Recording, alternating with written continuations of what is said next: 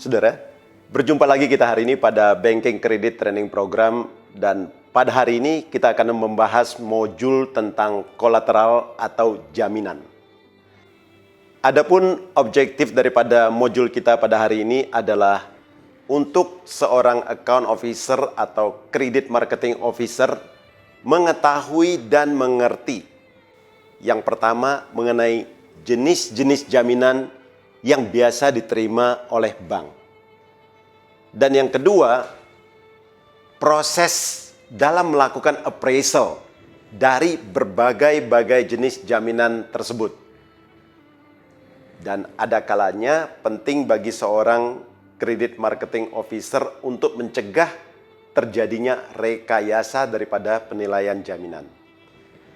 Objektif yang ketiga adalah untuk melakukan estimasi nilai likuidasi apabila itu perlu dilakukan, sehingga bisa mengevaluasi apakah coverage daripada jaminan yang diberikan oleh nasabah ke bank memenuhi kriteria yang ditentukan oleh bank dan cukup untuk mengcover atau membayar kembali kewajibannya jika terjadi sesuatu dengan nasabah.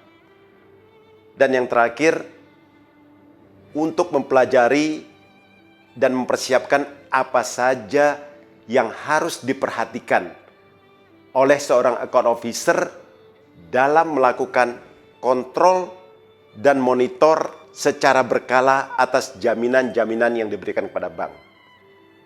Sehingga dari segi harga atau price, dari segi quality daripada jaminan, dan dari segi quantity daripada jaminan selalu terjaga. Dan bank akan selalu terproteksi dengan adanya jaminan-jaminan tersebut. Mari kita lihat di sini jenis-jenis atau tipe-tipe kolateral yang biasa diterima atau diberikan nasabah kepada bank. Kita akan bahas nanti satu persatu daripada jenis-jenis jaminan ini. Yang pertama adalah cash deposit atau deposito. Yang kedua, emas murni, emas batangan, logam mulia. Yang ketiga, bank garansi atau standby LC. Tentunya teman-teman mengerti bahwa bank garansi tunduk kepada aturan di Indonesia, di dalam negeri. Sedangkan kalau kita bicara tentang standby LC, ini merupakan bank garansi yang dikeluarkan oleh bank biasanya dari luar negeri dan tunduk kepada aturan UCP. Yang keempat adalah marketable security, surat-surat berharga, contohnya saham, contohnya bond, contohnya obligasi. Dan yang kelima, tanah dan bangunan. Jenis kolateral yang keenam adalah mesin-mesin, machinery atau equipment, dan terkadang juga kendaraan termasuk alat-alat berat. Yang ketujuh adalah piutang dagang, account receivable atau trade receivable. Yang kedelapan adalah jaminan inventory, stok barang.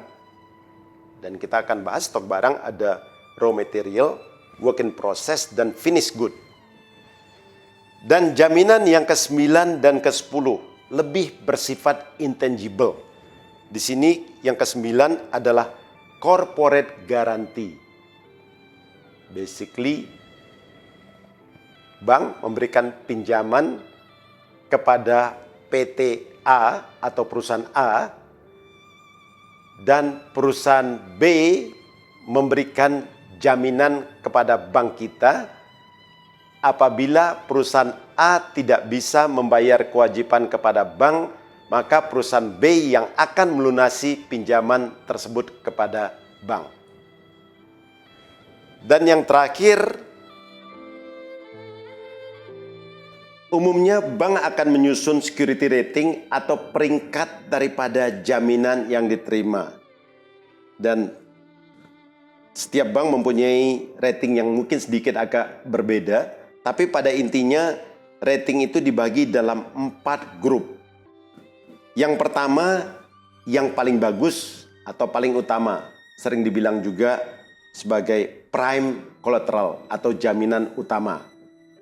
Kemudian yang kedua adalah jaminan penunjang di bawah jaminan utama, tapi cukup mempunyai harga. Yang ketiga adalah jaminan tambahan. Nilainya tidak sebagus mungkin jaminan penunjang.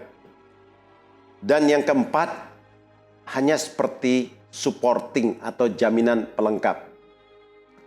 Nah, kalau kita lihat dari susunan kolateral 1 sampai 10 tadi, kurang lebih yang pertama kita lihat di sini adalah cash, kemudian gold atau emas, kemudian bank garansi atau standby LC, dan surat-surat berharga atau marketable security. Tentunya kalau 1, 2, 3 ini didapat dengan kualitas yang bagus. Yang berikutnya adalah tanah dan bangunan, itu dianggap sebagai jaminan penunjang. Tidak sesolid yang pertama, tapi masih sangat visible dan marketable.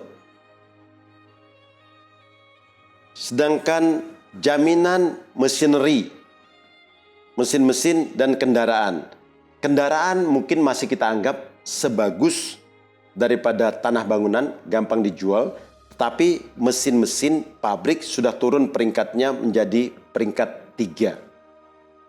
Tapi ingat, bagi mesin-mesin yang kurang laku atau susah dijual, peringkatnya mungkin turun ke peringkat 4. Jadi di sini mesin-mesin mungkin berada di peringkat 3. Piutang dagang, trade receivable, dan inventory berada di peringkat 3 juga sebagai tambahan. Kenapa? Tanah bangunan mungkin agak susah untuk dijual tanpa sepengetahuan bank, sedangkan inventory dan trade receivable ini sangat mobile, sangat gampang untuk dipindahkan ke orang lain. Dan yang terakhir, saudara, mungkin Anda pernah mendengar istilah double pledging.